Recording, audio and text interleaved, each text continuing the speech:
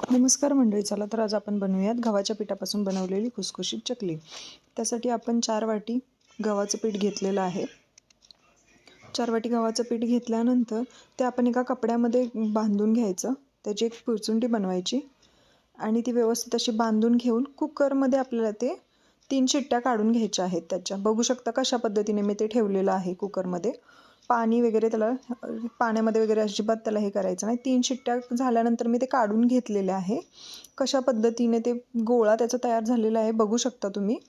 गोळा तयार झालेला आहे त्या पिठाचा। 3 शिट्ट्या घेतल्यानंतर मी ते किसून घेतले। तुम्ही बारीक करून घ्यायचं, कशाने टेचून वगैरे घेतलं तरी चालेल आणि ते चाळून घ्यायचं आपण चाळणीने आपल्या पिठाच्या।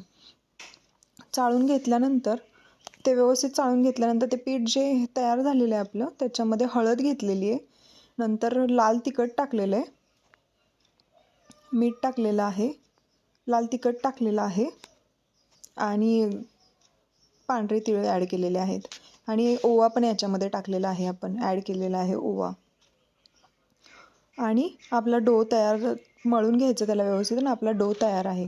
तर त्याच्या आपण चकल्या बनवायला घेतलेल्या आहेत। बघू शकता कशा पद्धतीने चकल्या झालेल्या आहेत। आता तळायला घेऊयात आपण। गरम तेल झालेलं आहे चांगलं कडकडीत, त्याच्यामध्ये तळायला घेतलेल्या आहेत। मीडियम गॅसवरती तळायच्या ह्या चकल्या। जास्त पण स्लोवरती तळल्या तर त्याच्यामध्ये तेल भरपूर प्रमाणात राहतं आणि फास्टमध्ये तळल्या तर त्या कुरकुरीत होत नाहीत। त्याच्यामुळे त्याला मीडियम गॅसवरती तळावं लागतं। व्यवस्थित अशा तळून घ्यायच्या। कलर चेंज बघा कसं झालेला आहे चकल्यांचा, बघू शकता कशा पद्धतीने आपल्या चकल्या रेडी आहेत।